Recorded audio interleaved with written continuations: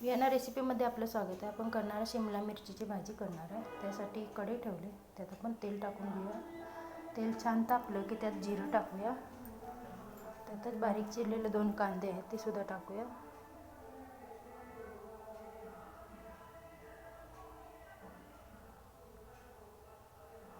छान भाजून घेऊया.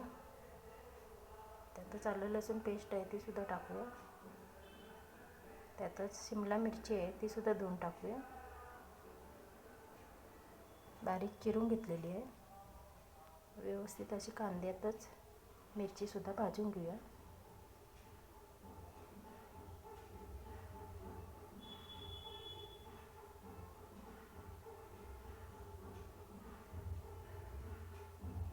त्यात सर्व सुके मसाले टाकूया. लाल तिखट, 1 चमचा धना पावडर, अर्धा चमचा हळद, चवीनुसार मीठ टाकूया. आता व्यवस्थित असं भाजून घेऊया.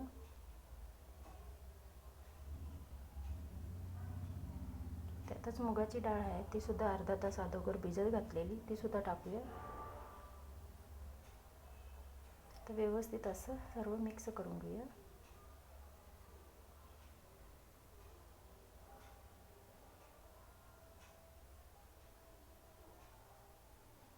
त्यातच जरासं अर्धा कप जेवढं पाणी ओतूया. लई पाणी ओतायचं नाही कारण मिरची पटकन शिजली जाते. तर त्याच्यावर 5-10 मिनटं झाकण ठेवून घेऊया. तर 5 मिनटं झालेत. परत एकदा व्यवस्थित असं परतून घेऊया.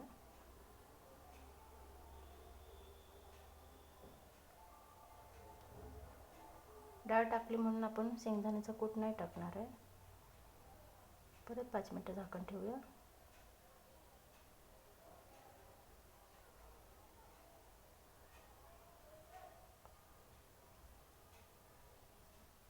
मिरची शिजली का?